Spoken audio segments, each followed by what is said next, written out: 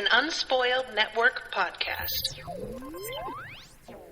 This is Spoil Me, covering Hamilton, the musical that swept the nation. RoShawn and I, both unspoiled, watched it and now talk about it. Did we love it? Did we hate it? Did we say no? Welcome to Spoil Me. So what did I miss? What did I miss? Virginia, my home sweet home, I wanna give you a kiss.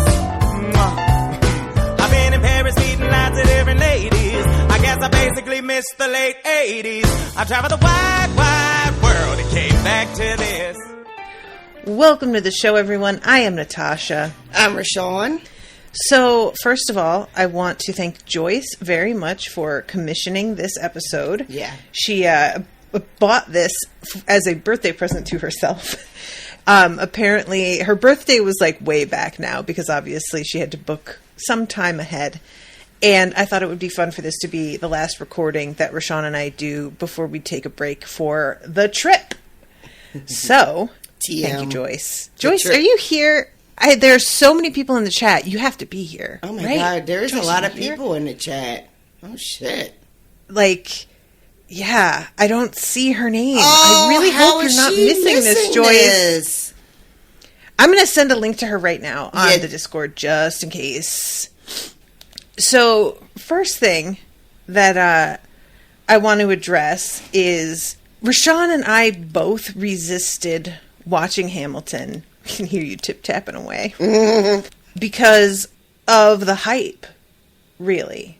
You know, this is something that happens so often, is that something will get blown out of proportion.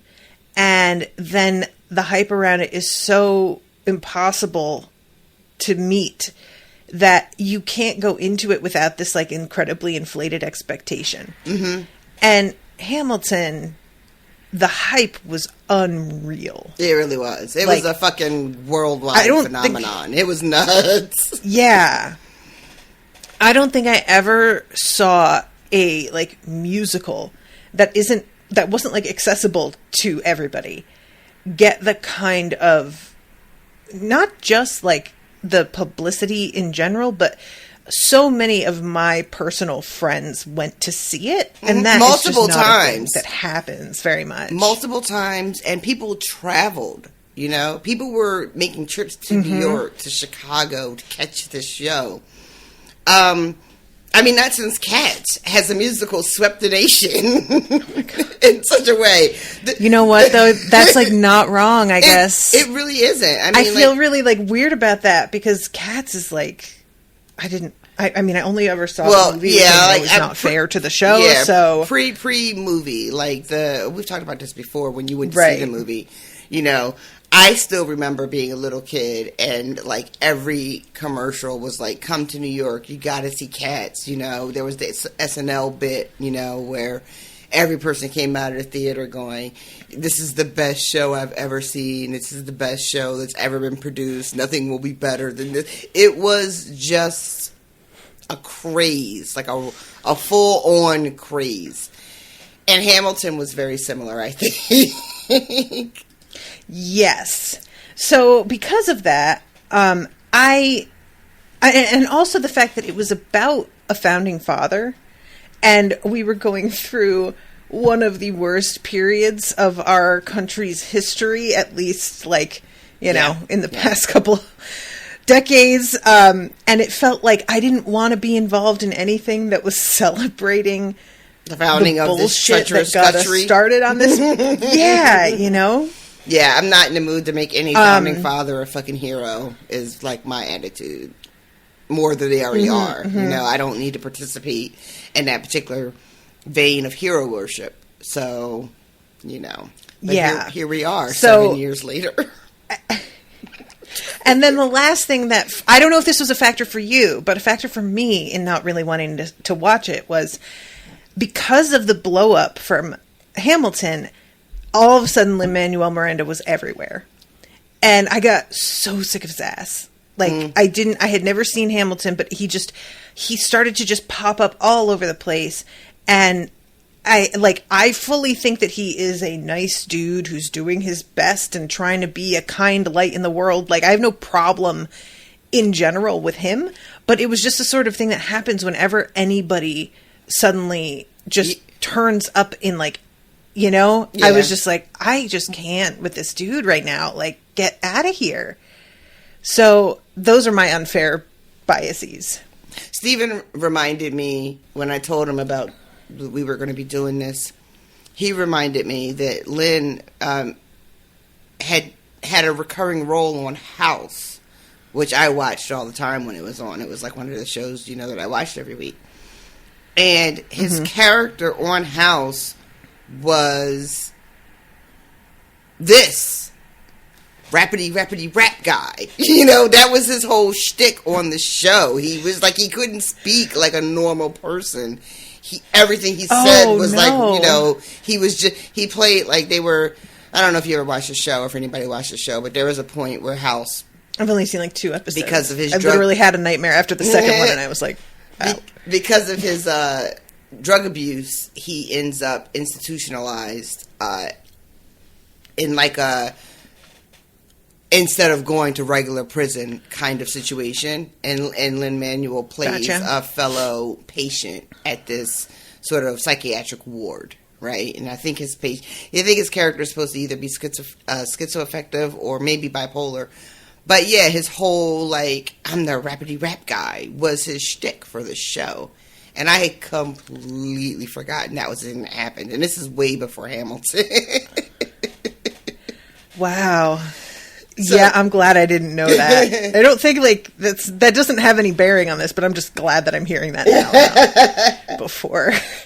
I feel like that would have been floating in my mind a little. It's funny to me that it turns out that he was right, that there was going to be a market for this if he just had to figure out, like, what the thing was going to be, you know? Mm-hmm. And that he eventually did find a way to use that talent that he likes to draw on in a way that ended up, you know, completely changing his entire career. You know, like, he just was like, I'm going to stick with this, and eventually you guys will get what I'm trying to do here. So I guess that's sort of inspirational. Right? I think so. Mm-hmm. I'm hoping that, like, guys, I'm still keeping an eye on the chat to see if Joyce is here. And I don't see her. A lot of people to join. There's a lot of people I don't know. A lot of names I only know from face. Holy Christmas pie! Is that Dumas in the chat? Holy Christmas pie! Yeah, Christmas pie. I don't like that. There's something dirty about it. Holy Christmas pie.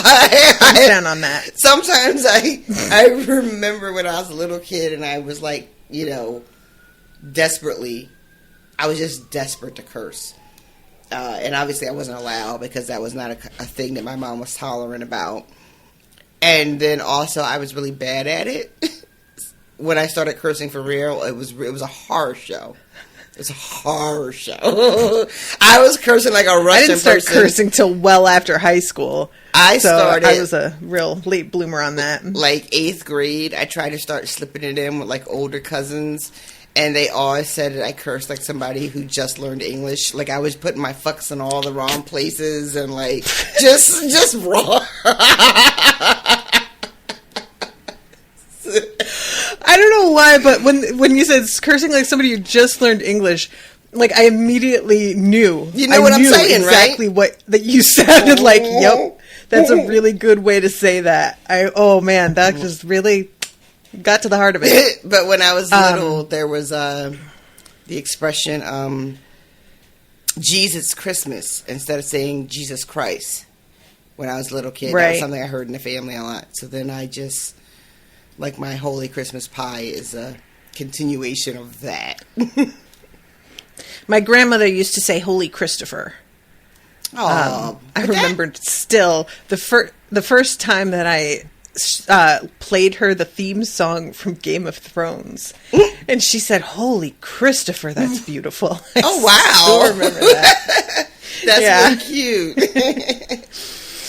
she was very into music, you know, so I was like very excited because I knew she was going to love it. Okay, moment of truth.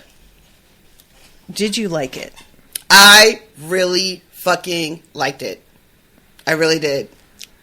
I really did. Good. No one was more surprised than me. All right, so as for myself, I really don't want to disappoint you guys. I loved it so much. I loved it so much. It was so good. It was so good, right? It was so good.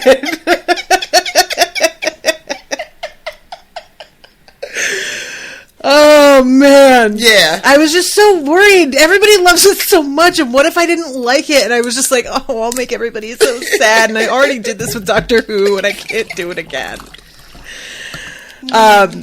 So it took me a minute to get into how it was going to work. And I was texting RoShawn because I was like... Clutch. I had to stop. I put it right on. Yeah. Yeah, I was like, at first I was like, all right, I can, they're enunciating really clearly. And then they started to speed up, and I was like, oh, okay. And, I had to, and for some reason, Disney Plus doesn't have a built-in closed captioning system in their thing. So I had to go find a YouTube video on how to do it, and it was like a whole... It was stupid. Oh, I don't approve of the way that Disney Plus is handling that. It was just, it wasn't weird. Whatever, it doesn't matter. But, yeah, it was absolutely necessary. And at first, guys, I was like, okay, I'm really into it, but it definitely seems like Lin-Manuel Miranda is the weak link. That was the last text I got from you. Yeah. And I think, honestly, that was happening because he is using a different voice in the start of the show to signify that he's really young and inexperienced, and his voice changes over the course of the show. Like, he puts on a different tone. And so I think that his voice at the start, I thought that was just his voice. Right. And I was like, what are we doing? Like, I understand that you're the guy who wrote this, or not maybe all of it, but he began the project, but that doesn't really seem like a great plan. And he definitely wound up winning me over. He was certainly really, he acted the fuck out of his role. And that's not something that you get to see a lot in musical theater, is somebody genuinely showing emotion in a way that feels genuine. Yeah. His voice, especially when he needs to sing, you're like, okay, you're not a professional performer in this way. However, his ability to emote and have the emotion that's necessary for the moment on his face, I thought was really, really good. Yeah, definitely. And everybody in the chat is saying he's definitely the weakest singing voice. And I don't think it's an accident that he doesn't do a lot of the singing in the show. I think he knows his limits on that, and he did his best to pull back. That said, the overall, did you know going into this that there was practically no spoken dialogue? There's so little that it's all sung or rapped almost from beginning to end with almost no breaks at all. Did you know that? I didn't know it explicitly, but that was my expectation because I don't know much about modern musical theater. But what I mean by that is that I thought that a Broadway show was just all singing and very little dialogue. Oh, okay. So that was my expectation. To hear you say that you were surprised of that, I thought that's how they all were.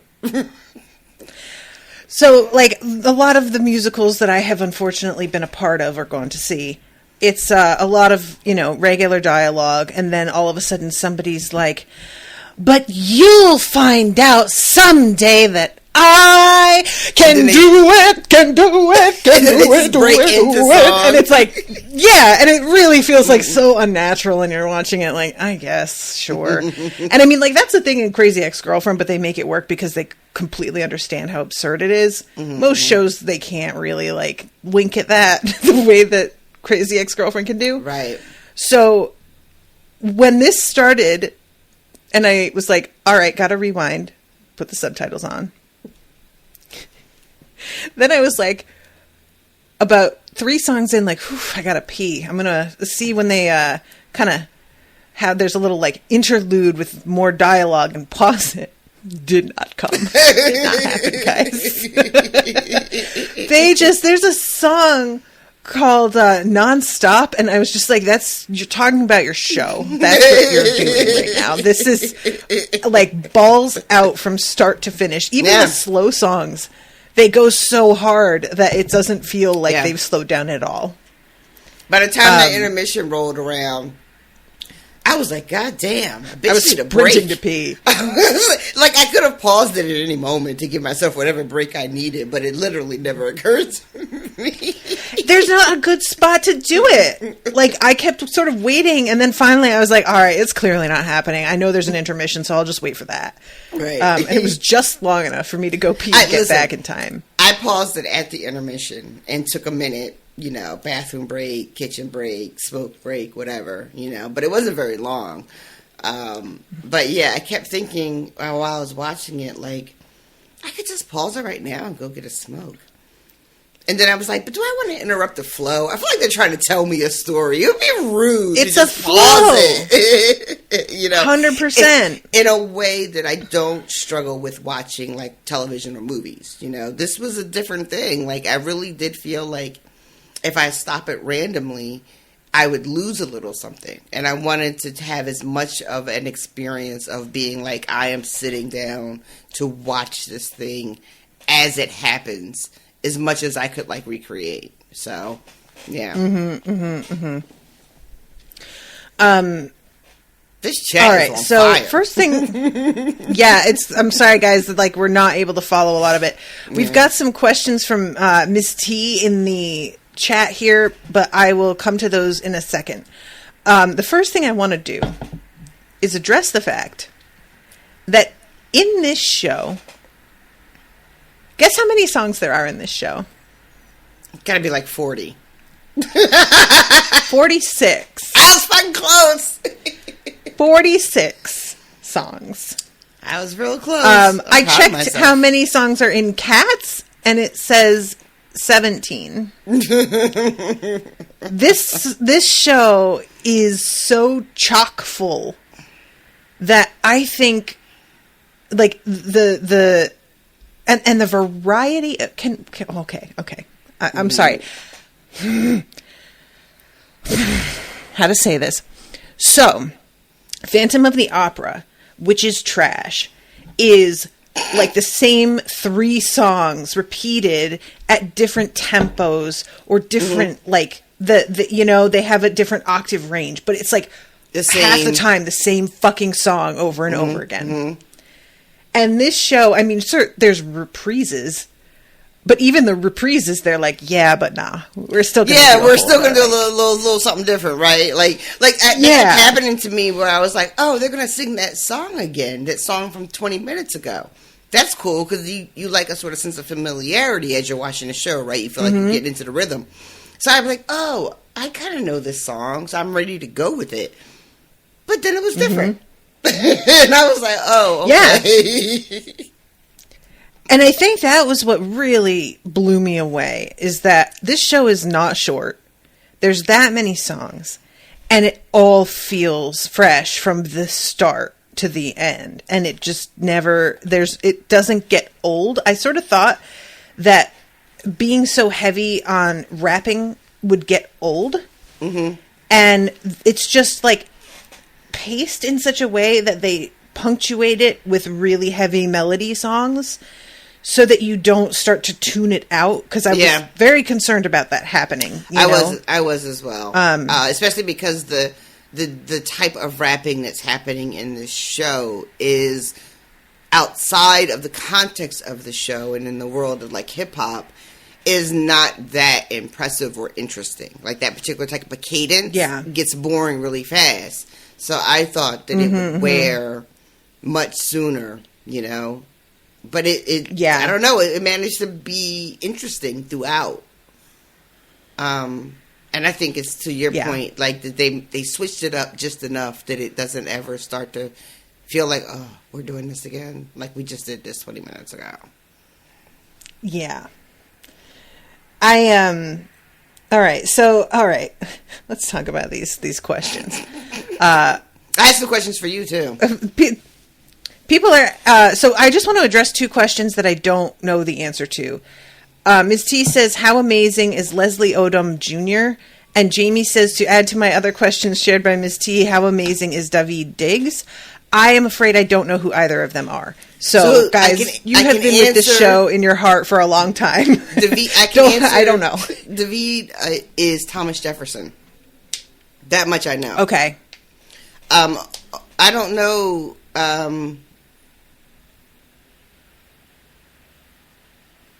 He's also Lafayette, says Jamie. Oh, that's fun. I didn't realize that was the same actor. Well played. That's a good. I didn't realize that call. either. Nice. How did I not see that? Yeah. Fuck. And who was Leslie? What did anybody answer us? Odom. Aaron Burr is Leslie Odom Jr. Phenomenal. Okay. So good. So good. How much did you know about the story, the historical portion of this? Did you remember nothing? I knew he got shot by Aaron Burr. That's all I knew. Not a thing else. I knew basically that much as well. I knew about the duel. I knew about Aaron Burr shot and killed him. I had no idea of their history. I did know. I did my Googles, and Aaron Burr ended up dying like destitute and infamous and in a boarding house with no one, alone. God damn. It's fucking bleak, yo. After the duel, that killed his political career. He'd never recovered from that.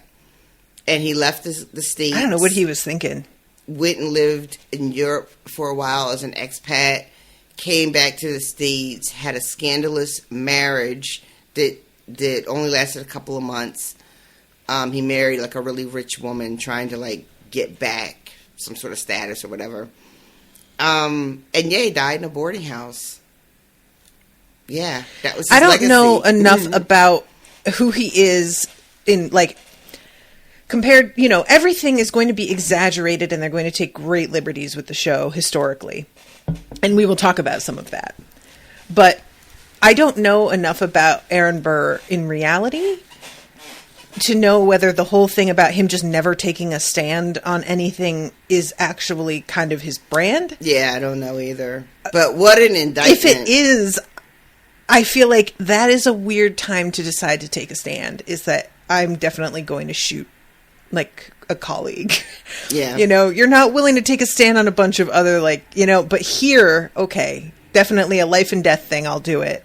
Well, where the blood will be on my hands personally. Like, what a weird decision. It was weird because, and people were in the chat talking about Hamilton's son who ended up representing Burr's wife in the divorce that she did better, came out better, which is like a nice little addendum to history, right? That's where a divorce lawyer ended up being.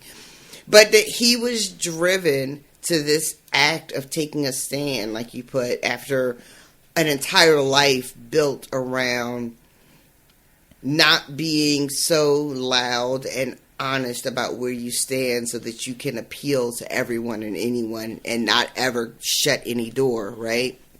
As a strategy for your life. That it took something as base and petty as looking for a person to blame for your ambition never meeting your expectations, and then zeroing in on this person and being like, you know what? It was that motherfucker. It was him.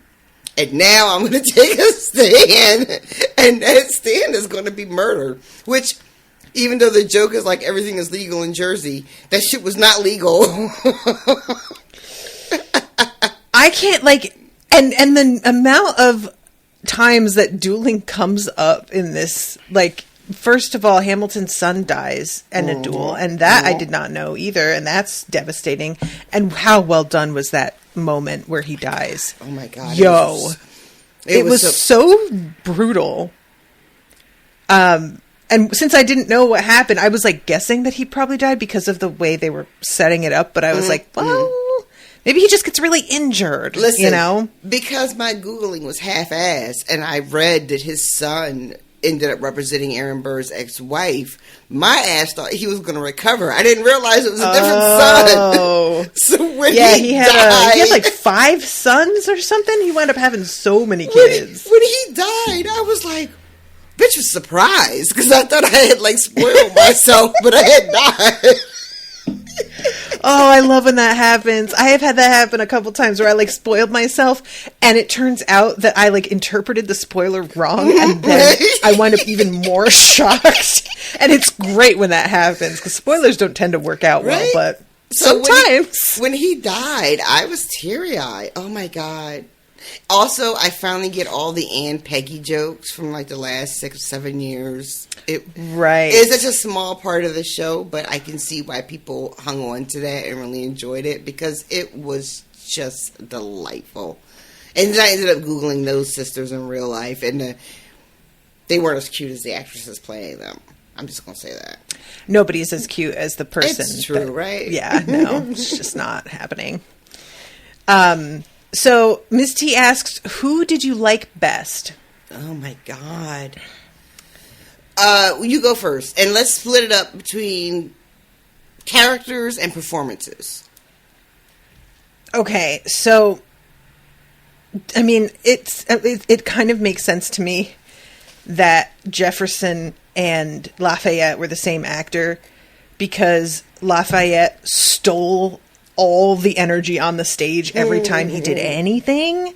And now I'm like, okay, it's that actor. He just is like charisma in a body. So yeah, he wins. Agreed. And I like hate to do that because he has such an over the top character to play that I feel like he has an unfair advantage anyway. But he just really just owned it so hard, you know? It wasn't just how he was written. It was what he did with it. Yeah. You know? Angelica, for me. What about you? I thought was just a shining part of the show. This actress, I went and looked her up because she looked super, super familiar to me and I couldn't place her.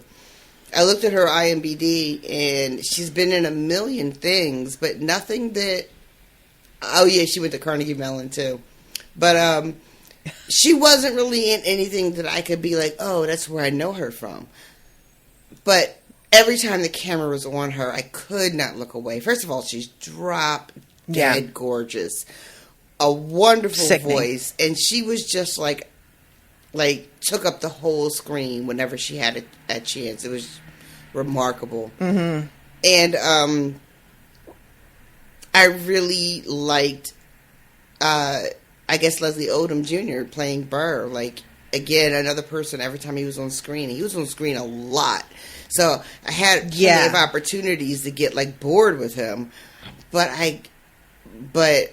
my goodness, I felt like when he's singing his song about waiting, you guys, fuck. That's a good song. Fuck. Like the two, you know, one, you know, what's his song, like, Not Gonna Miss a Shot versus like I'm gonna wait and wait and wait, and you just like, it's so corny, but also it's not, because they're saying some real shit about how people approach how they live their lives, and I wasn't ready for this experience. I really wasn't. Also, so fucking like shell shocked. Yeah.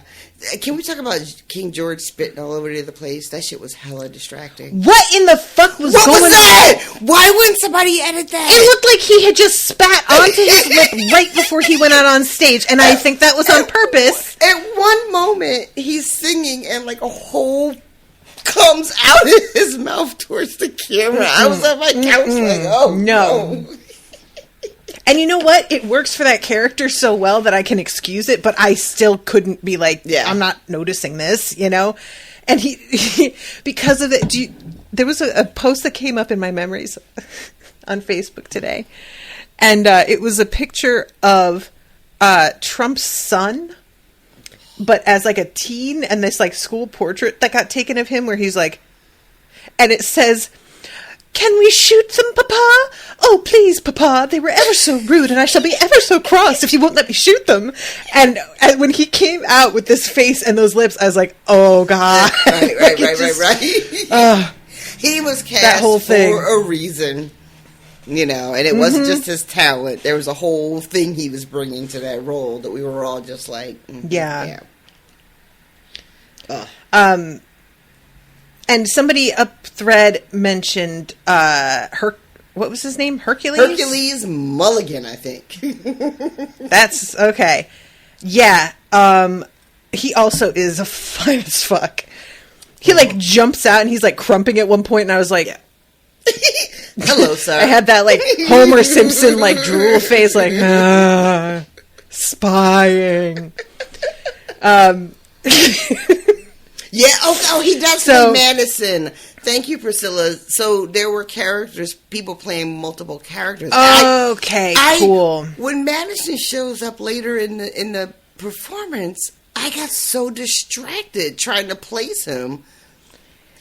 He was just fucking Hercules. Oh my God, I feel like such a doofus. That's fun. It must be so fun too to play two characters who are so different in what they get to do on stage. Yeah, because Madison is so restrained and so uptight so much of the time. But he, you know, in the first act, he gets to go out and crump and talk about doing shots and shit at the bar. Like, that's really fun. That's like the dream, you know, as an actor. Them all at the bar at the beginning, you know, versus seeing them later, and then now knowing, and you know, that it was the same actors portraying different characters. It just adds so much to it. I'm so irritated that I didn't catch that. No. Was the actor who played Washington anybody else, guys? Because wow, also on him, he was what a great casting choice. I don't, you know, obviously everybody that we saw in this, they were played by multiple different actors once things went on tour and, you know, shit happened. But you got to really be careful when you cast somebody in a role of somebody that's so iconic and like was iconic in his own lifetime, which is a really rare thing. Yeah. You know? So you look at him and you're like, oh yeah, I get it. How good was that Teach Them How to Say Goodbye song? Like, I don't even like Washington like that. And I was watching like, see, this is a real leader. All right, General Washington, that's right. God damn it, found this country. You goddamn right, America. I was really uncomfortable with how proud of my country I was while I was watching this. Oh man, and there was a moment that I feel like stood out for me because his relationship with Hamilton is done in this really interesting way, where he's like a father figure, but also Hamilton like goes against his wishes a few times, but also seems to maybe if not regret it, because I don't feel like Hamilton regrets a whole lot in this. There's a few key things, right? But there is a sort of like. Almost like I needed somebody specific to rebel against. So I found this guy who I deeply respect, and then, perfect, I will rebel against what you're asking me to do. What I like about, and I don't know if this is me reading too much into it or whatever, my history, my actual U.S. history on this is not as strong as it used to be.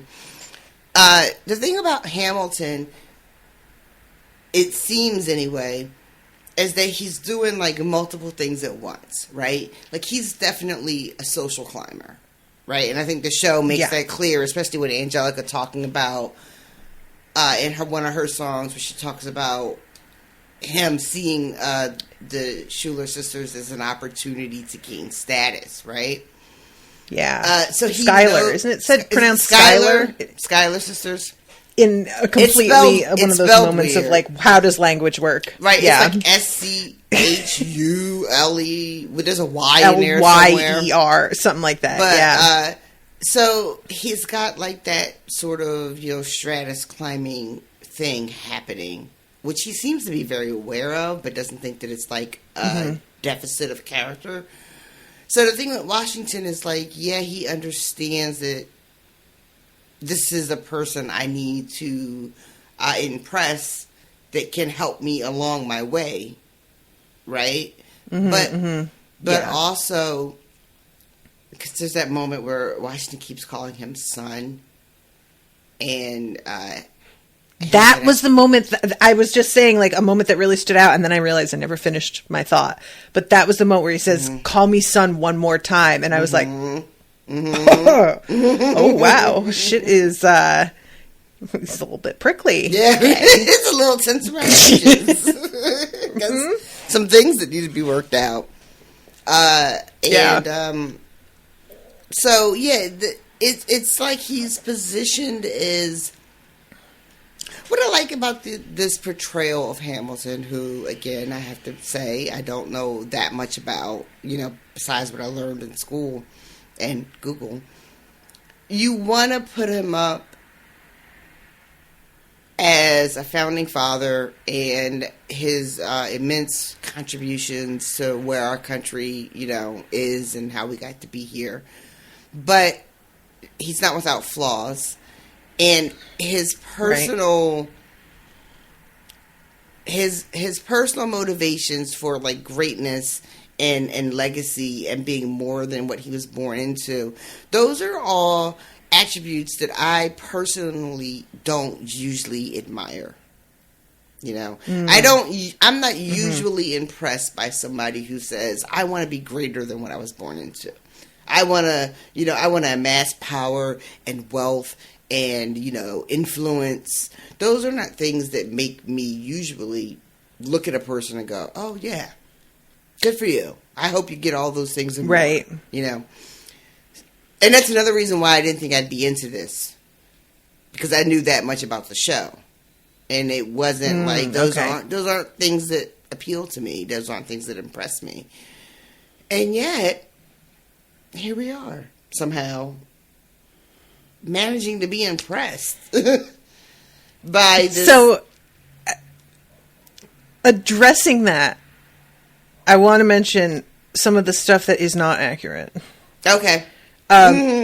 It's already been mentioned by Jamie that Angelica was already married when she met Hamilton. She, met him on her sister's wedding day as well, according to what I read. So, it wasn't like, she turned him down in favor of her sister and was so self-sacrificing. She was not available, already had children, and met him on... And the idea that there was anything between them is really invented in a lot of ways. They had a history of corresponding, right? There's like a bunch of letters. Yes. Right?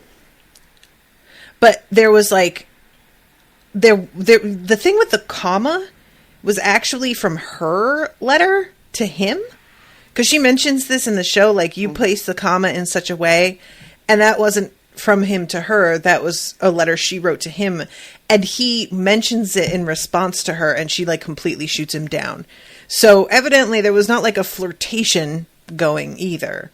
So, all of that is kind of, pulled out of thin air. It was super effective on stage, so I don't mind. The other thing is that Hamilton wasn't really an abolitionist. He didn't approve of slavery, but he wasn't super vocal about it. There's a point in what's that? I was going to ask you, did they try to make it seem like he was an abolitionist in the show? Literally one of the first things he says in, his intro song, or one of the first songs, is, that he's an abolitionist, or somebody says that about him. That word is used to describe him. I know Lawrence was, and I know that he has a moment with Thomas Jefferson later in the show when he first appears, where he kind of has that shot where he's like, you don't create nothing. You're wealthy because of you don't pay for labor. I'm trying to remember. I don't remember. And that's the thing, he made it clear that he didn't approve of slavery, but he didn't, like, there's a line as well that says, like, he and I wrote a bunch of, like, essays against slavery. And evidently there isn't, like, a single essay that he wrote against slavery. And even more to the point, somebody has uncovered, like, in his financial records, him buying and selling slaves for his that feels right. father-in-law. That so yeah, the guy right. like they really that, and this was like a common complaint about the show in general, was that they wanted to make all of the founding fathers, or at least they wanted to make him seem more progressive than he actually was, in order to make him more like relatable to the audience. And as much as I understand the urge to do that, I think that's a little bit shady and that's don't really approve. So funny that I don't remember the moments of him, and maybe it's just because I just wasn't here for it. Like, I'm not, like, I can enjoy this musical, but you're not about to lie in my face and tell me that he was, you know, he was that. I don't even, that's so funny. Yeah. Joe Schmo in the chat says they vaguely mentioned Jefferson's slave Sally, but then we just skipped right on along. I could not believe he said that something he about. Said it. Why are you going to say her name at all if you're not going to actually address what's happening? Don't something about do it then. Bring her charming self over and bring him a drink or some shit. Yeah. What was that? Mm-hmm. There's been a bit of a backlash. You could just not do it. You know. You could have just left that shit out. And I didn't read a lot about it, so I don't know all the particulars, but I do know that at least in the last year or so, I started seeing like a lot of think pieces, TM, on the old Facebook, and people talking about the sort of revisionist nature of the show, and how having people of color portray these historical figures doesn't absolve these figures of their actions, like slave owning, for example. Right. But because I hadn't seen the show yet, and I just wasn't that interested, I didn't really delve into it. And I also thought it was weird because it just started popping up in my Facebook in the last year, and this show was like 6 years old, and I wasn't sure exactly what was fueling it. You know, like why now are people, you know. But Hamilton wanted a new monarchy. So this was the thing, and I don't feel like I got a great grip on this. Because like I said, I did some reading after finishing watching it, because I was just very curious about. And yeah, Hamilton seemed pretty aligned with like the elites in a way that I would not agree with today. So he's positioned as somebody who's sort of like rebelling against the status quo, but it wasn't actually the reality so much. It was like, sort of like, he just tended to just argue, you know, which you definitely do get that from the show, that he just liked to get in verbal sparring matches with people. You know, it's funny. Well, I didn't mean to interrupt, but just that no, go ahead. My experience with the show wasn't ever that he was somebody that was progressive in any way. Just that he was someone that wanted to advance. He wanted to have more power and more status than he was born into. And that was his giant motivating force. And that his ideals about what this country could be weren't necessarily any more fair or progressive than any of his contemporaries, you know. That's interesting, because I felt like it was really positioning him to try and get that across. Maybe I might be more resistant than the average person to maybe trying to make her, you know what I mean? Like I might have been fighting that more. I can only imagine, too, like, if you go into this and you don't know anything about Hamilton to begin with, like I didn't, and you watch this and then you don't go and try and find out more information afterward, how many people out there are, like, running around with thinking that they really, like, know some shit that went down, and it's like, kind of no. And that's fine. You know, like, I don't expect a musical to be a documentary. That's not why I'm here. It's fine. Right. But I do want to point it out because it feels like the Sally thing. I'm really glad Joe Schmo brought that up because I was truly expecting that to be followed up by literally anything. And it isn't. They just move on and she just walks off. And I was like, why then? Yep. I do know, I will say this much about people talking about, like, where did you go? I'm here. I don't have your face anymore. I just have the Unspoiled logo. I don't have your face. I like to see your face when I'm talking. I'll be back in a second, I'm sure. Continue. I will say that, I forgot where I was going with that. Oh, criticism. Some people have said that because Lin-Manuel, who I think is Puerto Rican, there's a disconnect between what American descendants of slaves and other people of color who were enslaved in a different way, you know, don't have the exact same history, but, you know, also subjugated. The Sally thing was a real misstep, and that I think I want to say I read that he regretted that, but I don't have a source. But I feel like somebody called him out on that, and he said something along the lines of either he wishes he hadn't because he knew there wasn't going to be time to address it in the show, or it might have been a much more generic sort of apology for, you know, seeming insensitive to the reality of what, you know, who and what Sally Hemings was. I can understand how when you, like, are doing a show like this, you think that just giving a wink and nod to things is, like, kind of cute to people who are in the know. But it's like, these were real people's lives, and it doesn't hit the same as doing, like, a little Easter egg on Star Wars or something, you know? Yep.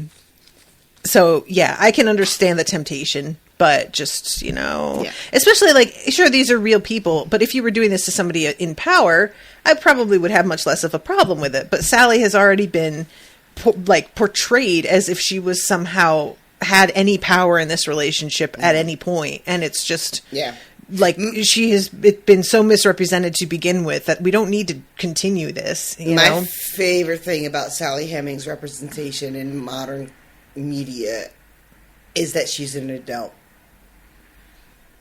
Right. Because she wasn't. What was she, 14 or 12? She was like 12 when it started. You know, but every time she's in a movie or a TV show, she's like 25. But yeah, okay. But you know, that's another thing. I mean, even in the show, she was a full grown ass woman. They did not bring a 12-year-old on stage to make that weird. Don't want to make it weird. So, God forbid. Jackie asks, do you feel like you need to rewatch and do an Unsober to talk about it even more? No. I hear what you're trying for there, Jackie, and good try. I'm not falling for it. No, but yeah, good effort though. I probably will watch it now. I feel like I will try and get Owen to watch it because I think he would really enjoy it, and I know that it'll be a bit of a bear to get him to agree to it because he is resistant the same way that I was resistant. Yeah.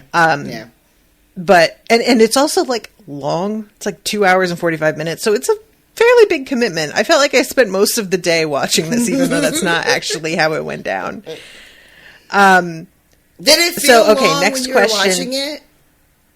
Did it feel long to you? It's weird because it felt long in the moment in a way that it was like, this has been going on a long time, but I wasn't upset by it. It wasn't like some movies where you're like, oh my God, can we just... I was like, I know this is pretty long and we're deep into it, I feel like, but also I could continue watching this for another 2 hours and I would probably be fine, you know? That's pretty much how it was for at all, me like, as well. Drained by it. Yeah. At one point... Because honestly, the number one complaint that I have about a lot of films is that they're too long. So when I saw how long this was, I did have a bit of a like, oh, brother. But no, not an issue. I didn't notice the length when I started it.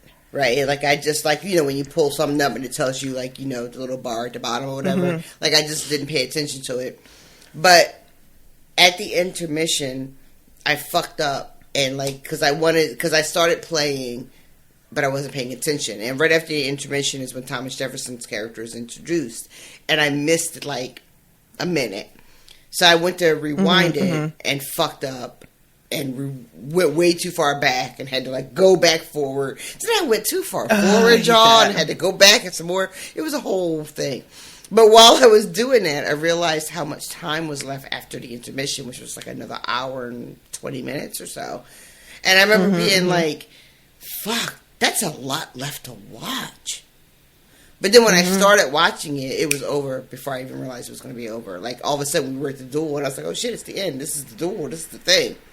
So it was a weird kind of being like, shit, there's still an hour and 20 minutes to watch? And also being like, damn, that's over. That's what I mean. It was like, time-wise, I kept being like, there's so much. Because I did check the time because I wanted to make sure I left myself enough room in the day watching it. And I'm really glad I checked because I might have started watching this too late and been super late. Yeah. Like The Circle. Because you didn't finish, and I barely finished last time we covered The Circle. So I wasn't about to do that again because that was like, I couldn't take pee breaks because I was so behind on that day. So yeah, I want to go on to the next question. Ms. T says, favorite songs. I'll tell you what. I know this is like probably not my favorite song. I really, really did like the Wait For It. I thought that was really excellent. But what is it called? The Reynolds pamphlet? The song where he outs himself that he was having an affair? The Reynolds Affair. That was a banger. It was so good. And I love the pauses when they just go, damn, like over and over again, because he's just like, yeah, I fucked a bitch. Yeah, he took my money. He knew about it. It was in our bed. And it's just like continually like worse and worse and worse. And you're just like, God damn. Listen, I was watching that was good. And I'm watching it, and the song is amazing, right? And I'm watching this whole thing with my jaw dropped.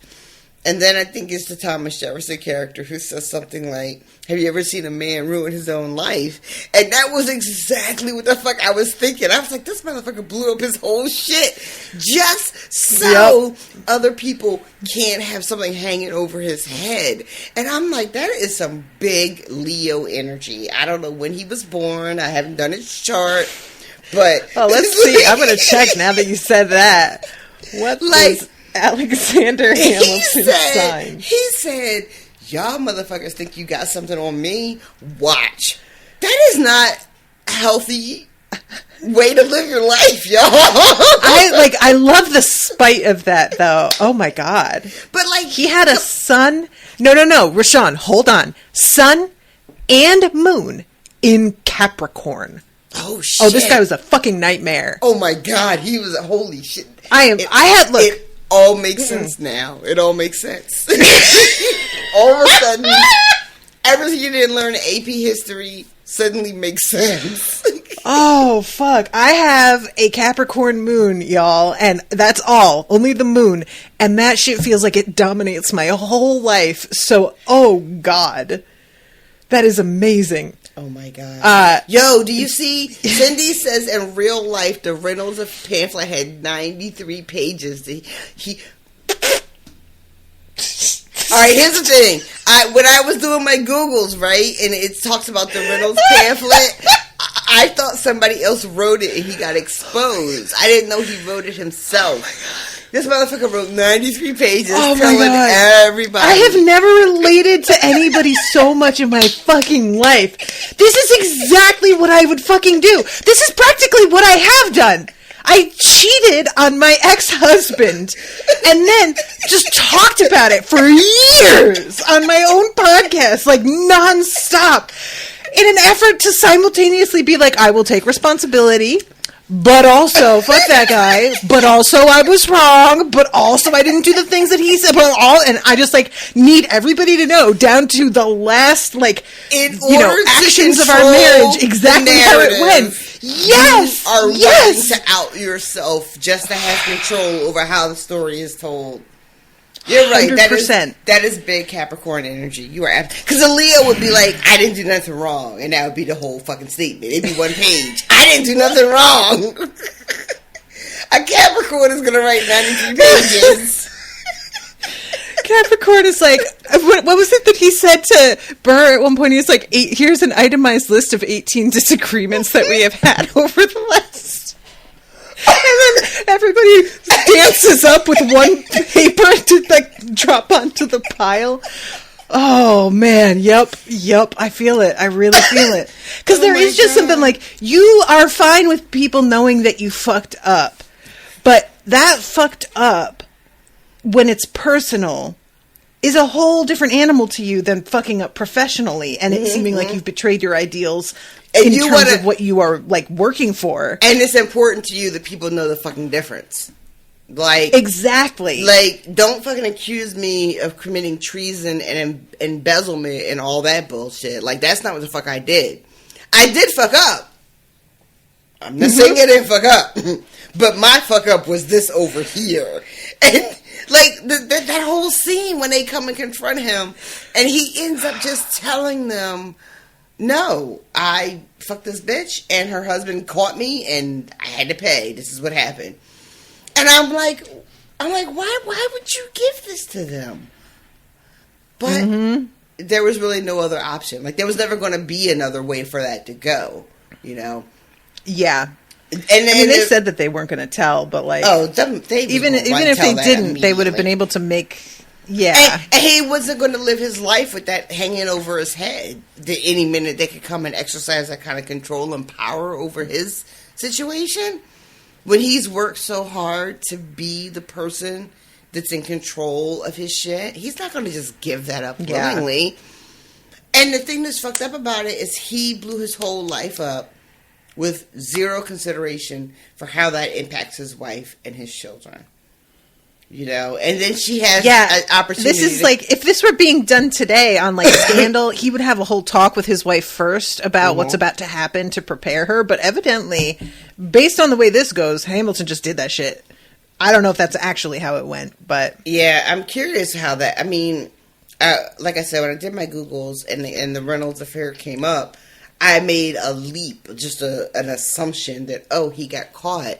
And somebody outed him, and it caused a great scandal. I had no idea that he did it himself, because I didn't click that hyperlink, and didn't know till the show. Like, if I had just clicked the blue link, it would have took me to the part that tells me that he just did all this himself, but I didn't. I'm glad you didn't get spoiled. I am too. Like, I saved myself a little bit. And then when Eliza has her chance to, and she sings about how he's done this to her, and rereading his, oh my god, when she burns all his letters. You guys, I am dead inside, but I'm also easily manipulated by certain cues. Because those type of emotions. This is leading into our next question. Did we cry? Miss T asks, did you cry? I cried a couple different RoShawn, times. tell all. I cried a couple different times. I didn't mean to, but, you know. Again, because I had difficulty dealing with my own real emotions, that leaves me really susceptible to these types of emotional triggers in my media that I consume. Because it's a safe way to experience a lot of emotions that I have trouble with in the real world. So yeah, I cried a couple times. And Eliza's song was one of those, where she talks about rereading his letters. I won't get into a whole thing about how that is personally for me really meaningful and impactful, because I am married to someone who writes and who expresses themselves better written than they do spoken 99% of the time. And when she talks about rereading those letters and seeing things in them that she didn't see at the time, there's a line, she says something about, all the paranoia you have about how others perceive you. Right? Which is really just saying you're obsessed with how other people think of you, and that means more to you than other things. But when you are first getting these letters for her and for some of us, you don't see that. You see pages and pages of, you know, really lofty, beautifully written expressions of love and devotion and all that other kind of stuff, and you don't see the subtext until years later, and you can look back. And that just wrecked me. And it was all right there. That is... Yeah, that's true. Man, that's true. Especially, that's really, like... I really wonder what it was like. Because this was an era where writing was just so much more prevalent. You know, you're talking about your husband being a writer, so it's going to be different. Or it's even different if you, like, just grew up, you know, if you're older and you grew up without the internet as it is. Yeah, that's, yeah. But, like, I had a, like, weird thing, an app on my phone where I was saving screenshots of, like, the text conversations I was having with Owen. And, I changed phones and I could not remember the name of the app or anything about, like, the way to get in, and I lost all of it. And sometimes I wonder, going, like, if I went back and saw it, would I be glad I saved it, or would it be like, oh, here was me, like, trying to simultaneously cope with a new relationship and also deal with the extreme grief of my entire life falling apart at the same time, and it might be, like, awful to reread, you know? I will always come down on the side of having it, because I think that it gives you a perspective that you don't get any other way.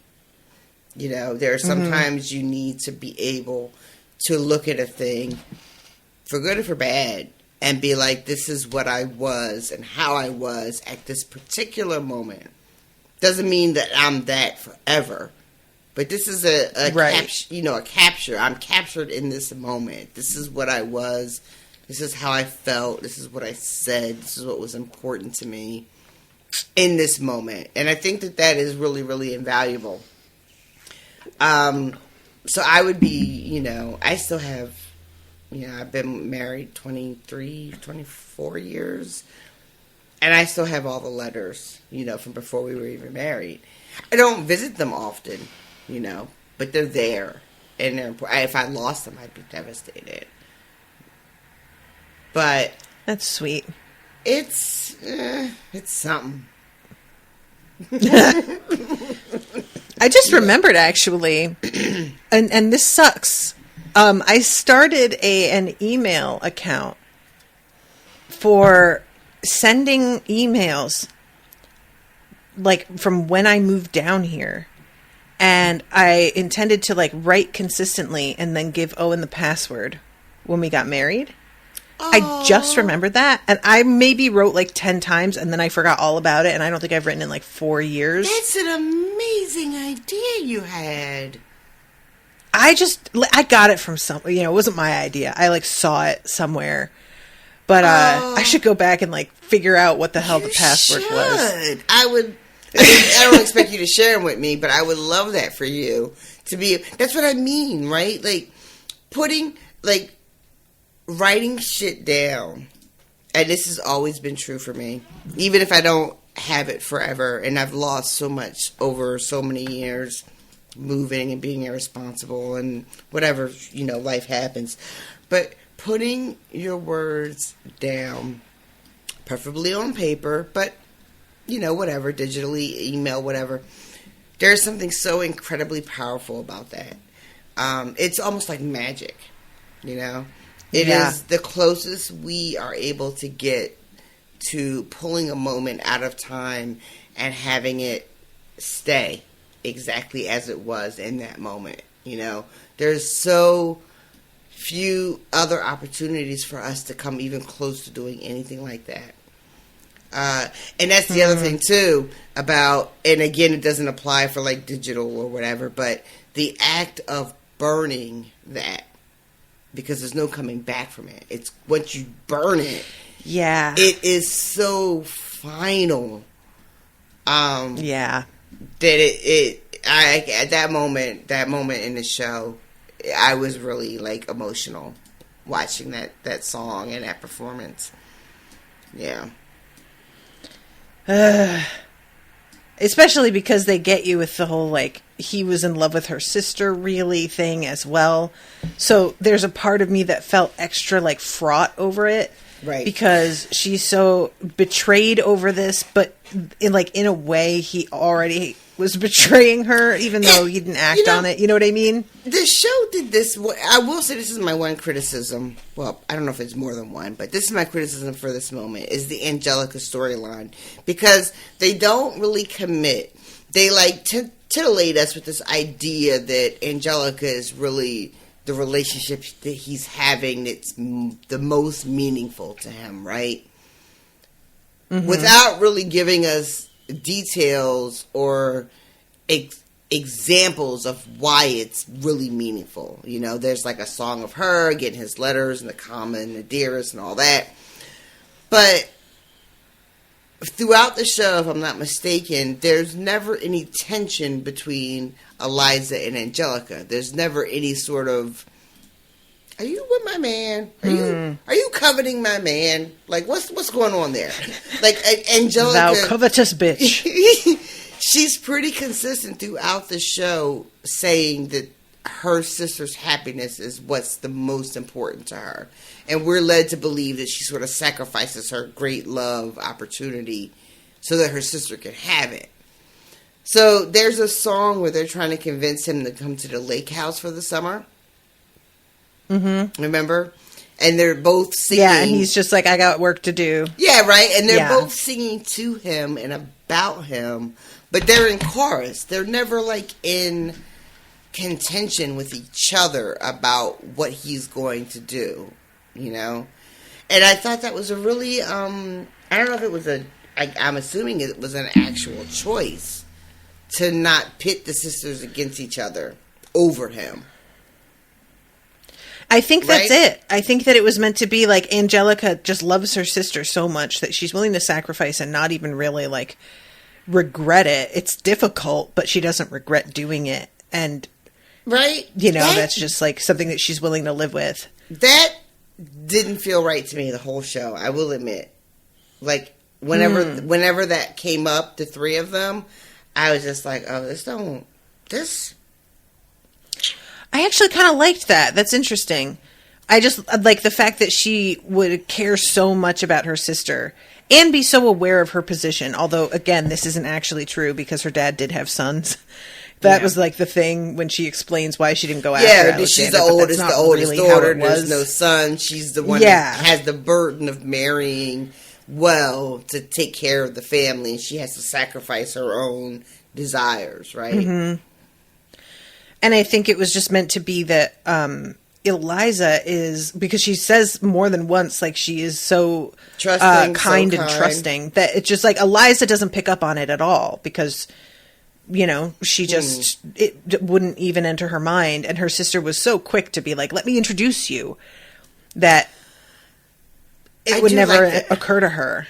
I like that explanation that you just gave, that Eliza just doesn't see it, and that's why it's not necessarily a point of contention between them, because it never occurs to her that this is something to be concerned with. Yeah. I like it. Okay.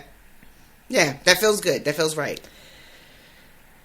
There's, I didn't answer the question, did you cry?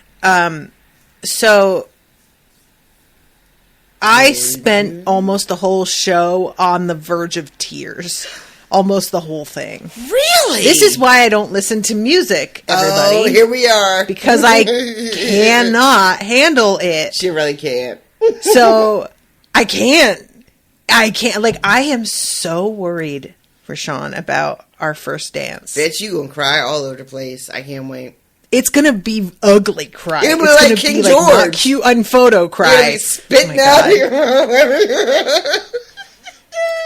I can't even listen to a verse of the song we picked without immediately just being like, I can't wait. you're going to be a whole mess.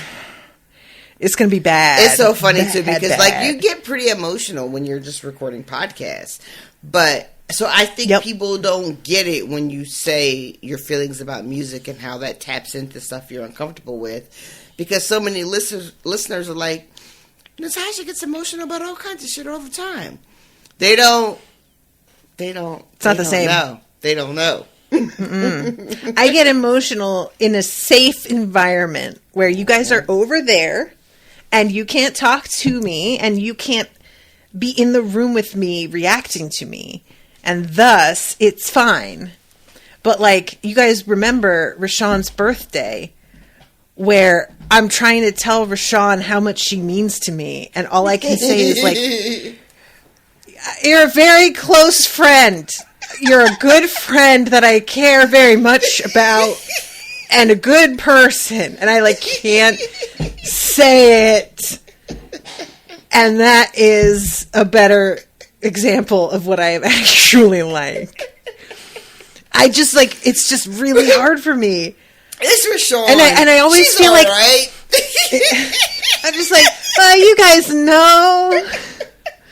Right? You know, like, even writing my vows to Owen, I'm like, I have to, like, you know what it is, too? I feel like sometimes unmitigated praise sounds really false. Yeah. Which is my own baggage. I get that.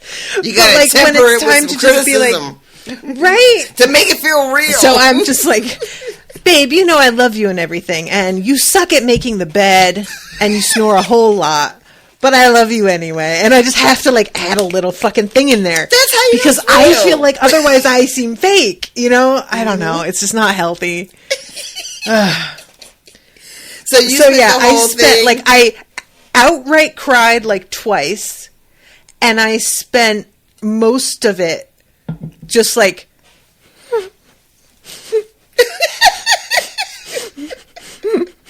and just, like, it was very bad. Oh, and the parts that I cried at, it wasn't like when his son died or when he died. I don't even remember, honestly. It was big emotional punches from the music that made me just, like, feel like I was going to throw up kind of cry, you know? Oh, wow. I think that Nonstop did it, which was, like, the finale song of this first act. And why are you writing Nonstop? Yeah, it's like, why are you writing like you're running out of time? Okay, right, okay. And they keep talking about how he just goes and goes nonstop. And there was something like the subject matter of the song spoke to me in that I have people ask me that frequently. That's so funny. I thought of you while I was watching it. I wasn't going to say anything, but I thought of you. I did. It's the Capricorn, man. It comes through. There's no denying the Capricorn. Oh my goodness, that's so funny. Mm-hmm. Just like, I honestly, he is very obnoxious and very selfish, and I honestly just related to him a lot in this.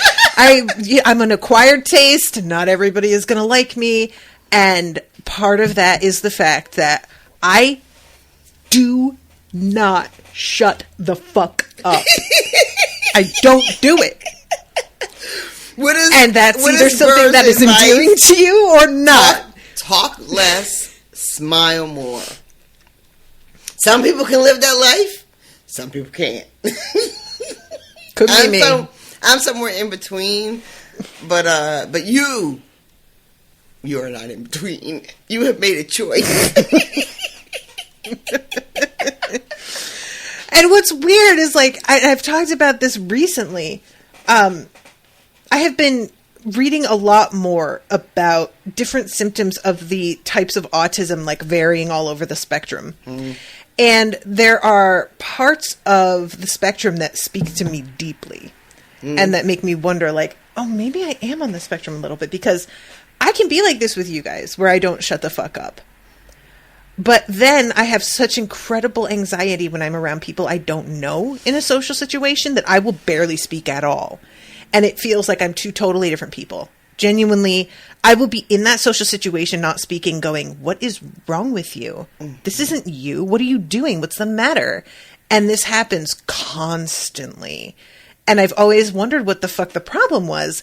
And now that I'm reading about it, I'm starting to be like, oh, this is why I fucking pre-plan everything as well. It's not just a control freak thing. It's like a safety thing. Like, I feel safer. And there was a meme I saw today. And I haven't watched Squid Game, but it was definitely a guy from Squid Game. And the first panel is him like dancing and looking wild. And the second panel is him curled up with his arms around his knees, like panicking. And the first panel is labeled, me walking into the restaurant after having checked out the menu for the past 3 months so I know exactly what to order. And the second panel is, sorry, ma'am, we're out of that. And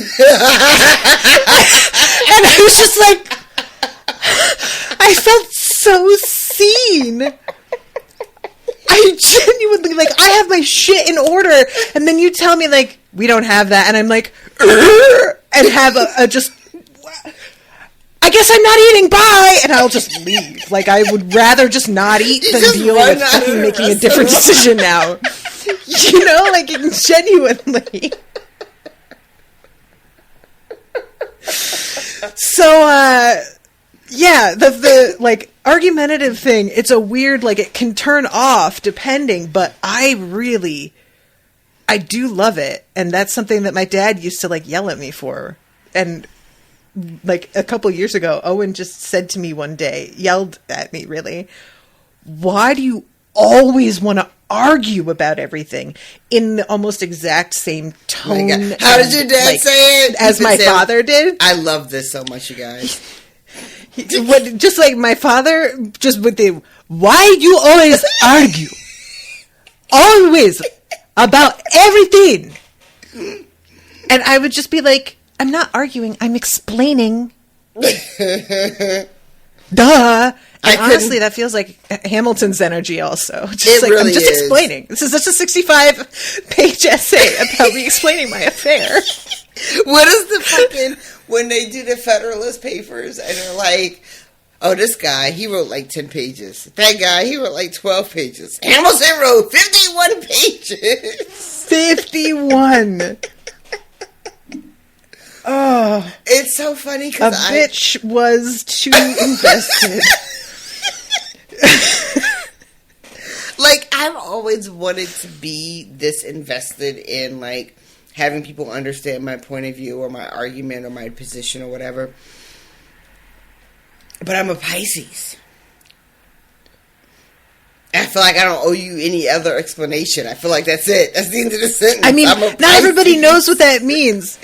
So the Pisces is basically... can't be bothered with trying to make people understand that where was like I'm the exact wording from. I was going to use. Yep. Yep. You're like, look, either you get it, which is great, now we're friends, or you don't, and I'm tired. I Bye. Really can't help you. I spend all my energy being a mess and doing all kinds of drugs and drinking too much, according to every astrological chart ever. Hi, I'm a Pisces. Nice to meet you. And that's it. That's all I got. I was engaged to a Pisces, and that sounds correct to me. 100%. It just, like, I know if I could have the energy and the words, I could, like, make someone understand where I'm coming from and why I'm coming from where I'm coming from. But it's just too much. It's too much. I can't do it. I can't do that and live. I had to make a choice, and I chose to live, and that's just where I am. Meanwhile, I've got, like, a note on my notes app. I've got different lists with the bullet points. So, like, so if this gets brought up, I will know what to say, because I remember. Listen, I was trying to make a voice note to myself to for later, so I can come back and, you know, for my own uses, make sure that I recorded something accurately and wasn't, like, you know,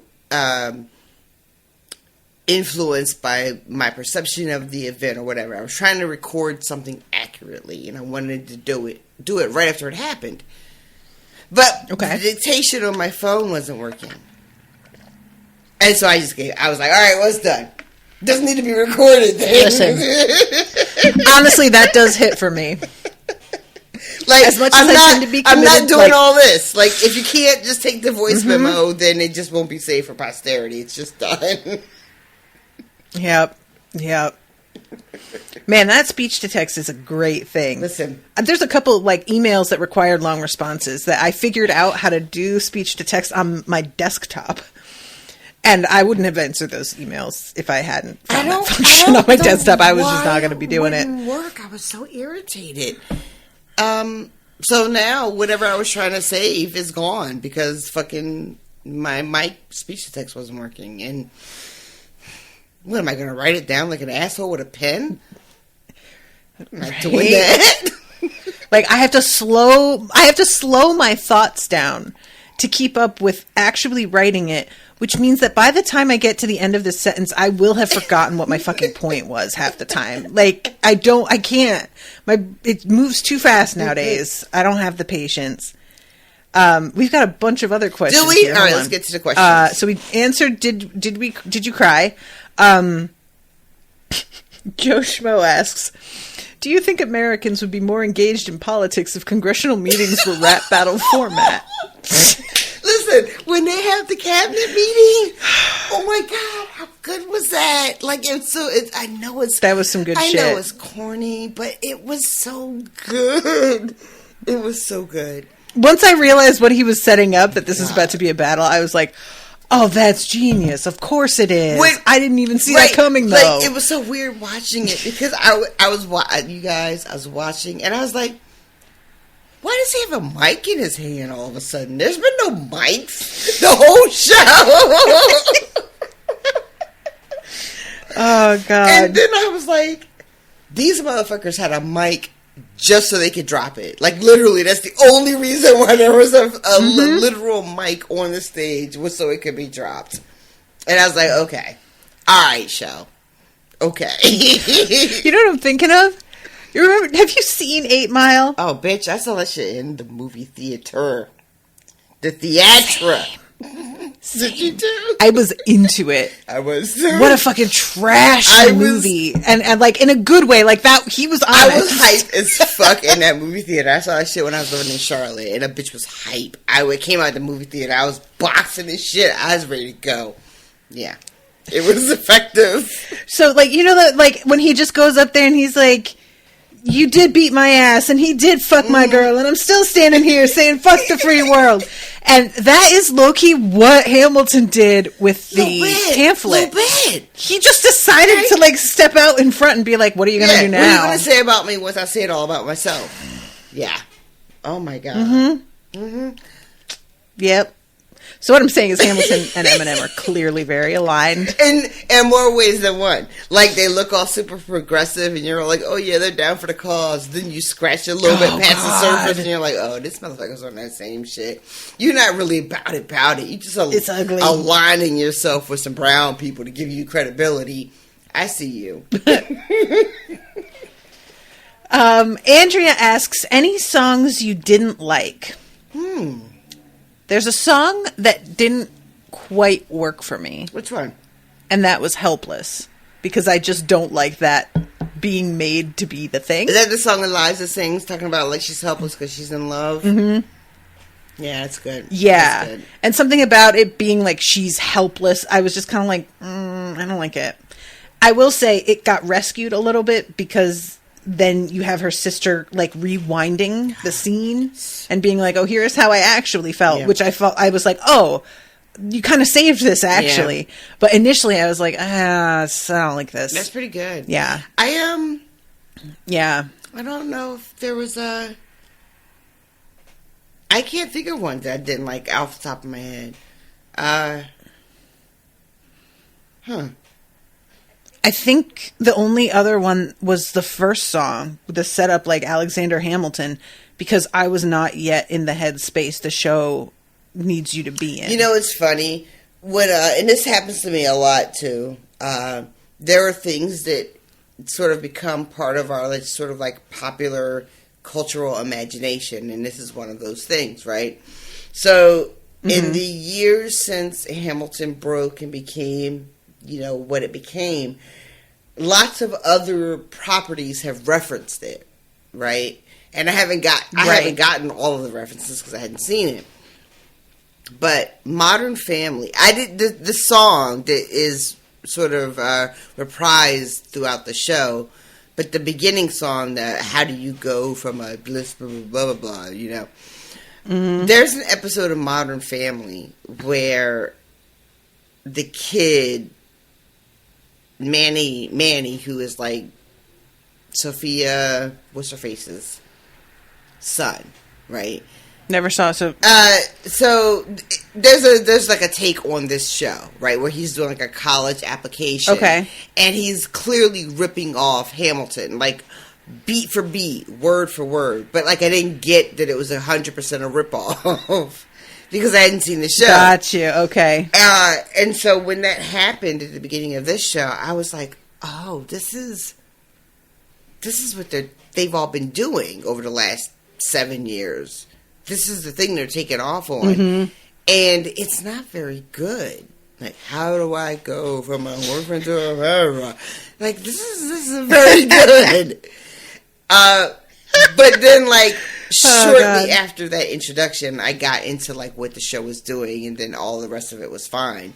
But the very beginning of this show, the very first song, I was just like, I don't know if I'm going to be able to do this. This doesn't seem like it's going to be fun or good or worth 2 hours and 30 minutes or whatever it is. Mm-hmm.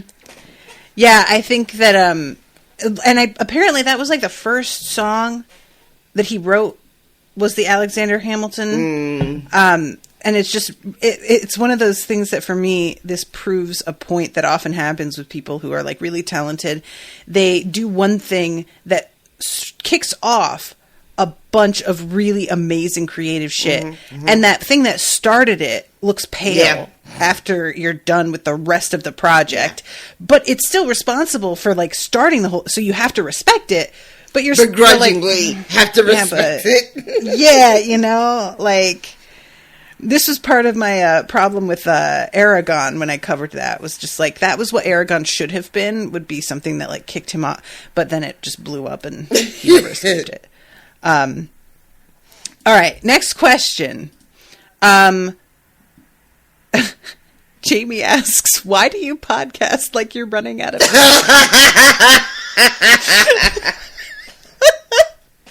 Fucking goddamn it! I am. I'm dying. Look at me. It's happening in front of your eyes. And honestly, it kind of feels like I am because every time that I reach the end of a series, like 6 new things are finishing that I also want to cover. I'll never be done. Turn my ears on for you this. Know, that's just I feel like this deserves light up ears.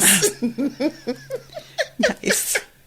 Tell us some more about how you podcast like you're running out of time. Joyce asks, what did you all think about the rewind? That's funny because I just mentioned, did you realize they showed the scene from each sister's point of view? And yeah, that was like what saved that scene for me, honestly. It was really good. And I wondered that when the scene starts and she's immediately like, let me introduce you. But earlier, it's the like 2 of them are on a balcony and the light pans over to them and say like, we were in love with him.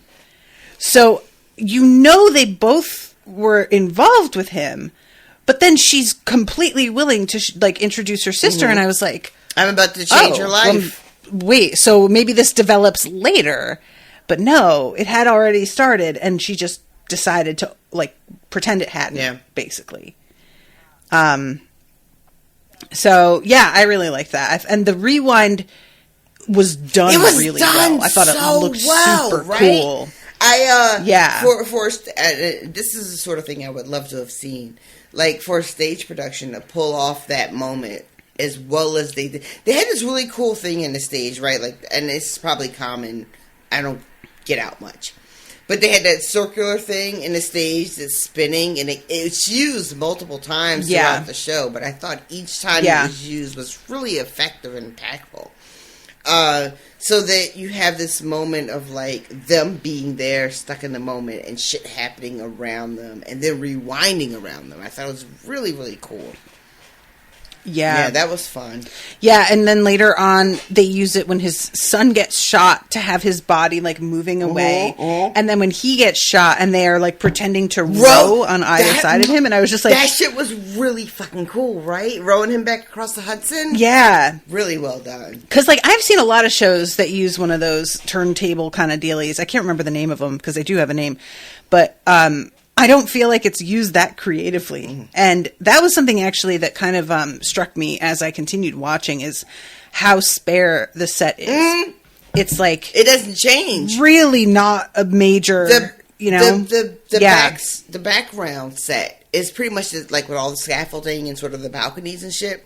That very rarely changes throughout the whole production. There's like a one bit when Jefferson is introduced where we get sort of like a staircase in the middle of the set so he can sort of come down and have the big entrance. But that's it. And one of the things that I saw, and I wasn't looking for it, but when you Google the show, the stats come up, right? This stage production for this recording from 2016 was $12.5 million for the stage production. Does that seem high? I thought it was really high. That seems really high. $12.5 million for stage production for the viewing that we watch on Disney Plus, and I don't know. Maybe it's salary. And shit, I went to school for this a long time ago. That's what I'm wondering. I'm like, did he get really well-known people who demanded a lot? Because I could see the stage manager for this show. This show is unusual. I feel like in that the lighting cues are. You have to be so on your shit because even with like the songs, people are talking over each other almost a little bit, and you have to chime in at exactly the right instant, and it's moving so fast. And if you don't chime in at that right instant, the whole rhythm of everything gets thrown off, and they get lit for just that one instant. Right. And so it'll be a whole series of lines that Hamilton is doing, but then somebody will just chime in with, and that one other time, and then they're in darkness again. Right. And it just lit up for them saying that, and then they're gone. And I kept thinking about that. I was like, this looks like a fucking nightmare. Like, you would just have to, you would have to practice for so... And they've done the show so many times now, I'm sure they don't even think about it anymore. But, like, the number of moments that have to be done in exactly, and that's the whole point of a stage manager. They're used to it being like incredibly demanding. You basically don't get to sleep when you're in production, But I kept thinking, like, man, this is a lot, and the fact that the stage is so simple and it's pretty small, like, almost makes it worse. Because, like, then every mistake is more noticeable because everything is so open. It didn't seem small to me.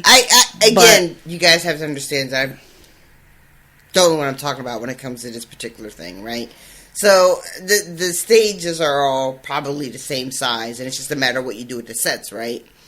But the main backdrop is nothing more than, like, 2 layers of balconies where people can run up and be like in behind, and that's it. There's no like great big set changes that like swivel out and a new set comes on. There's none of that. Whoever is on like the main stage in front of the crowd, like where the action is happening, it's like a couple of desks that come and go. There's a few scenes where Hamilton is literally just. Which is a dream of mine. They don't exist anymore. But he's got really one of those, like, those seat tables, those writing desks that are portable, where you just, like, open it up and all your shit's there, and you fold it and you're right on top of it, and it literally just gets up and walks away with you. I really like to have one of those one day. But that's it. Like, the set never really changes. Even when they're in, like, the bar scenes at the beginning, it's, like, one long table that like simulates like a tavern where we're all like hanging out. There's a bunch of desks, whether it's Washington's desk or Hamilton's desk or Burr's desk, but it's just a desk. And the scenes with Eliza at home, they're just on benches. There's no, like, home set, that swivels out. Yeah. Even when the son dies, he's just on top of, like, a very generic sort of, like, I don't know. It's not really a table he's on. He's on this weird sort of, I don't know what you would call that. I don't remember what he was on. I thought it was just it's a table, like a table, but it's like a, not free, like a table that has sides that go all the way down to the ground, so it looks like he's on something that's like, oh, you know what I mean, built up, instead of just being like a dining room table. But that's it. The sets don't ever do anything really elaborate. There's never like a moment where you're like, oh, this is his house, and this is the White House, or this is his job, or this is the battlefield. Like, it never really changes. And yet, it really feels like when you're watching it, it didn't feel like that took away from anything. I never felt like I was watching a moment and being like, oh, this is Washington, General Washington commanding the troops in the field for a battle at Yorktown. And the set doesn't reflect that, but I never felt like, oh, I'm not getting this scene, because the set doesn't really feel like it's Yorktown. Like, Yeah, agreed. Yeah, it just, and Jamie says up thread, if I remember correctly, they wanted the staging to be simple so that the words stood out and nothing was distracting. And it feels like a little bit beat poety in a way, like we're just going to have like it speak for itself. Real called out all of a sudden. But there are times when that sort of thing doesn't work for me. Like, have you ever seen a production of Our Town? Oh my God. The whole thing with Our Town is that there's no set. Fucking every high school in America has to do this show every year for some reason. Because it's cheap. Is that what? Because there's no set. Is that what we do it? Mm-hmm. That's why no sets and no props except for like a couple small things. We gotta get our shit together. We can do better than this. I'm telling you, and like I get the reason the show is popular in a like theory, but it just never did anything for me. And not having sets or props, I didn't think was like a genius move or any. It just didn't work. It's nothing to be proud and for this, of. it makes total sense. Think shit moves too fast. We can't have sets rolling in and out, and the shit is going at 100 miles an hour from the start. Wonder what? When could we even fit that in? No, not doing it. Next question is from Cam. I thought OCPD was your jam, Tosh, in terms of like me wondering about my mental health. And to that I say, ¿por qué? Which I think, like, we don't know anything about mental health. Let's be honest, guys. We act like we have, like, diagnoses that we can make, and we're just inventing shit. And then 5 years from then, we're going to be like, oh, actually, that's not that at all. 10 years from now, we'll be like, that wasn't real. I needed to I'm be just real. Saying, there's I needed to be real, and I need to know that I'm doing the right things to deal with it. That's it, right? That's like, again, back to Crazy Ex-Girlfriend and that song, My Diagnosis. I mean, that song hits because you just want to know what the fuck it is and cope. Yep. And honestly, for me, it's not even about what it is specifically. It's about knowing that these bonkers obsessive tendencies I have are shared by other people, and that I'm not just a complete whack job. That's really like the biggest thing for me, That moment of when someone is able to zero in and like call you out fairly or unfairly, usually unfairly, because they know you well enough to be like really get you in your gut. It's just a fucking worse. It's like I want a diagnosis that is cannot be disputed, is done and done, not mixed with other shit. It's just the one other thing. Shit, something that I can handle and manage, and something that can't be maligned. You know what I mean? Like. Because otherwise, you're just like fucking always skating on thin ice, and it could just crack under your feet at any moment. And who wants to live like that? I don't.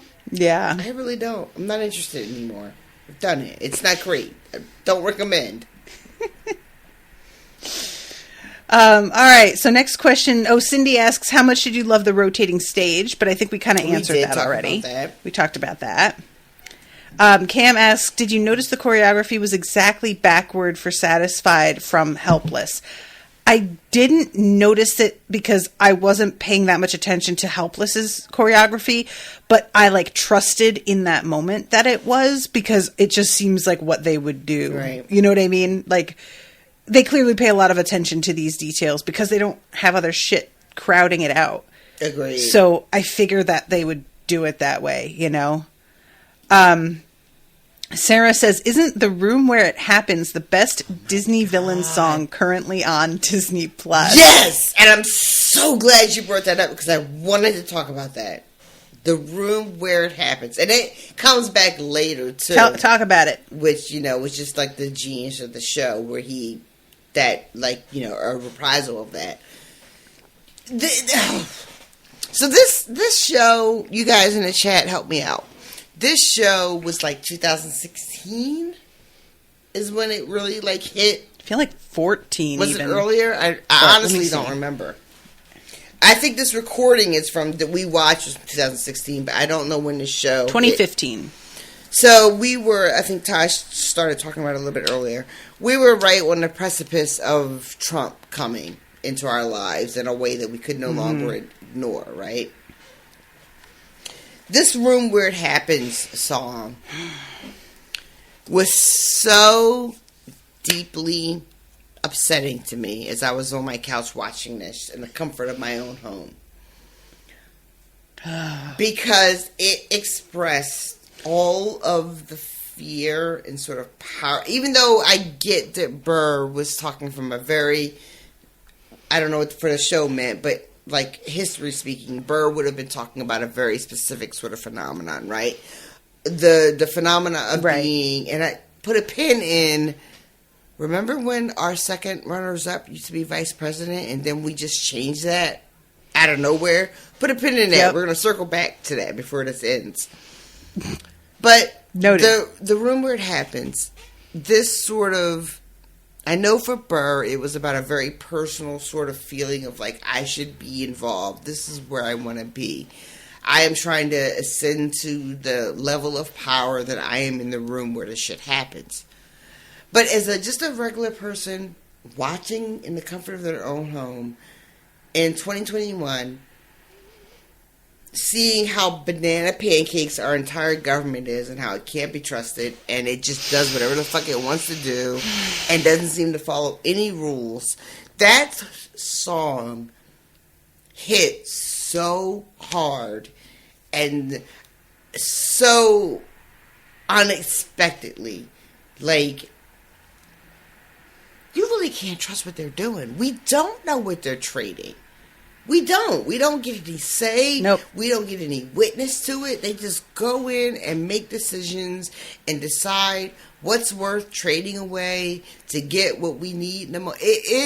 I was so fucking unready. I was not ready for how that would feel watching us grown men sing a song in tights on a stage. It should not have had me in my feelings the way it did, but it really fucking did. It really did.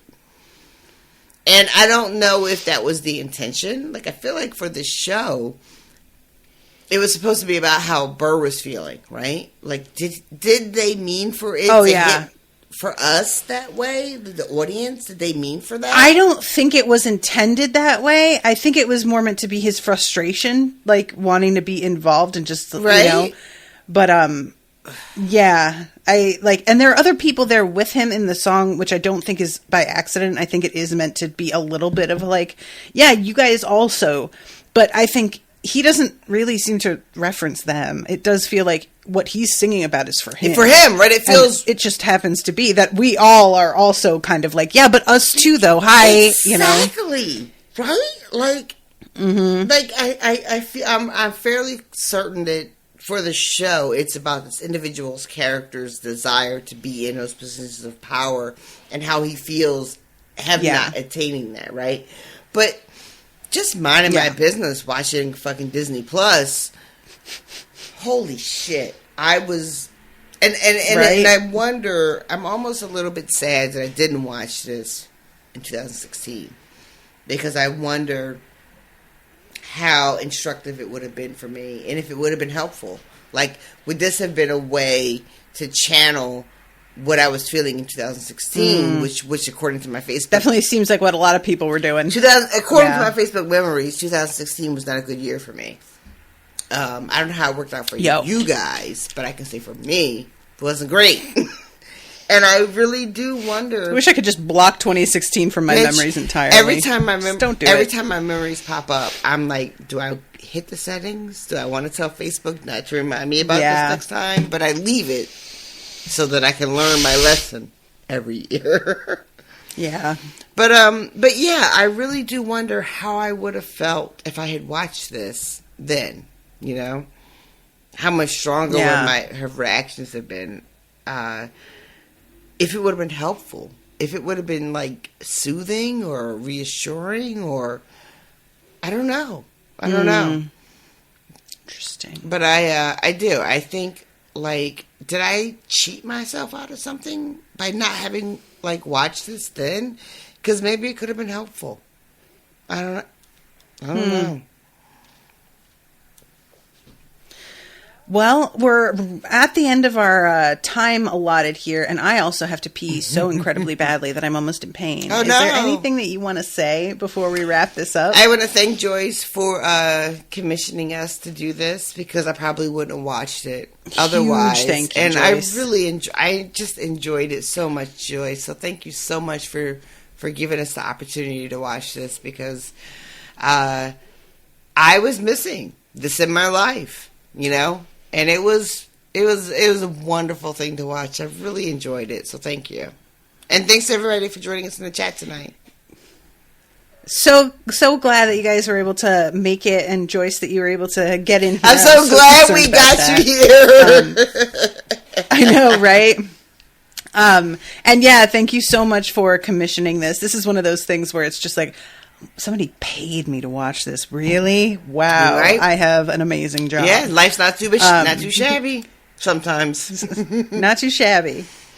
Guys, thank you all again for just being like super supportive of the show and so excited when we announced we were doing this. People freaked out, really and I'm did. just like, it's always fun to see everybody be like, ah! So yeah, I guess we'll wrap it up. But thank you again. We love you so much. Thank you, Joyce, especially. Everybody give Joyce hugs virtually from afar, carefully socially distanced hugs. And maybe we'll see you again with the Hamilton sequel. Yeah, maybe. About who? Benjamin Franklin. That motherfucker. Till then. Toodaloo, motherfuckers. Bye, guys. You'll be back. Soon you'll see, you remember you belong to me. You'll be back, time will tell.